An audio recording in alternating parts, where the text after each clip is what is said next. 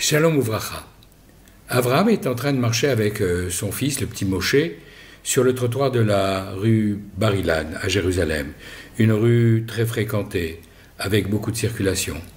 Il marche en lui tenant soigneusement la main, parce que c'était un petit enfant, et soudain, son téléphone se met à sonner. Alors il lui lâche la main pour sortir le téléphone, et Moshe en profite pour se mettre à courir vers le bord du trottoir, au moment où justement il y a un énorme camion qui est en train d'arriver, et son père crie « Moshe, Moshe !»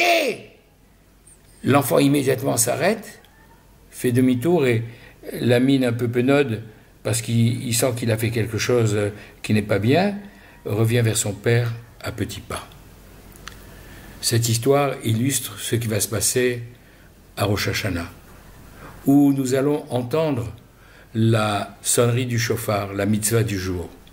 Nous devons l'écouter attentivement, parce qu'effectivement, au moment où peut-être certains sont au bord du précipice, prêts à tomber dans le vide, où Dieu préserve dans une situation irrémédiable, alors si on sait écouter et entendre ce son du chauffard, on peut se ressaisir à la dernière minute, se retourner. Et même si à ce moment-là on a pris conscience et qu'on revient à petits pas vers notre Père, vers Akadosh Baruch Hu, alors l'essentiel a été fait, on a été sauvé.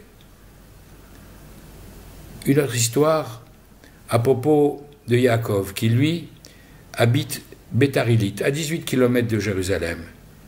L'année dernière à Rosh Hashanah, justement, après avoir fait le bilan de conscience, il s'est dit, il faut que je prenne quelque chose de plus pour améliorer ma conduite, pour me perfectionner dans le service de Dieu.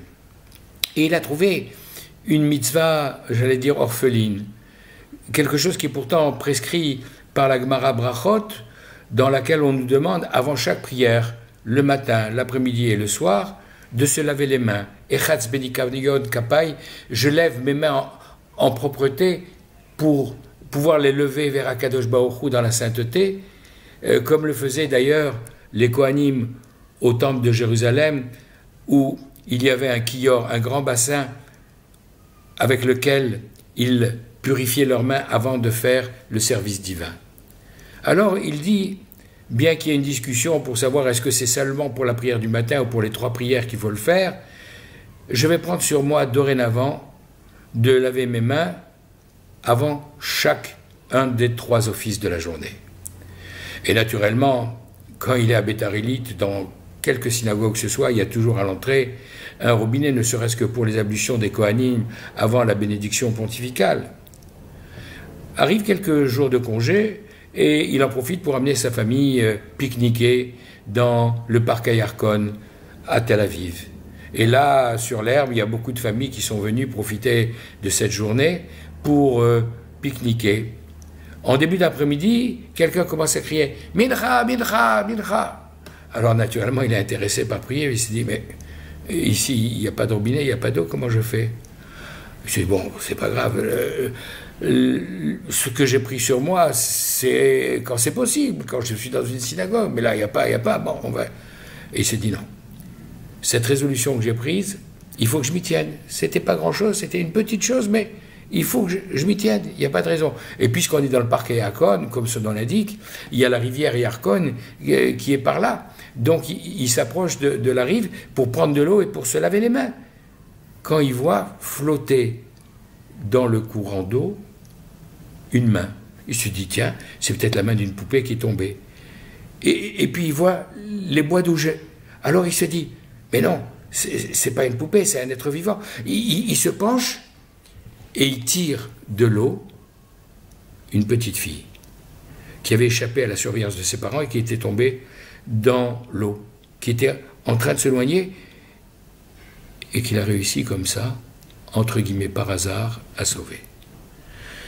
Cette deuxième histoire nous montre que ce petit pas vers Hachem que nous décidons de faire, non seulement il nous améliore à nous, non seulement il nous protège à nous, mais également il peut sauver la vie d'autres personnes.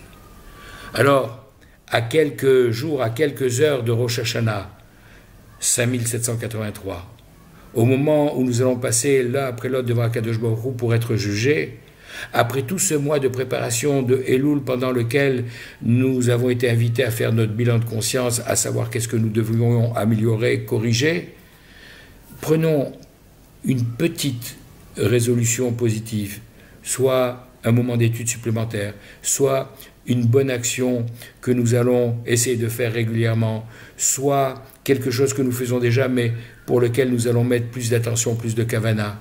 Et tenons-en à cette amélioration, parce qu'elle peut être fondamentale pour nous et fondamentale pour notre entourage. La mitzvah, c'est pas de sonner le shofar. Contrairement à la Megillah, on doit lire la Megillah, mais on ne doit pas sonner du shofar. On doit entendre le shofar. La bracha, c'est l'ishmoa kol shofar. Donc, dans tout ce brouhaha, dans tout ce bruit quotidien des médias et des réseaux sociaux, le jour de Rosh Hashanah, sachons écouter et entendre, dans le sens de comprendre, le son du shofar pour les bonnes résolutions que nous devons prendre. Les Shana Tova Tikatevu Vetartemu, que nous soyons tous inscrits et confirmés dans les bons livres, pour la santé, pour la parnassa et pour une vie heureuse. Shana Tova Vechol Tuv.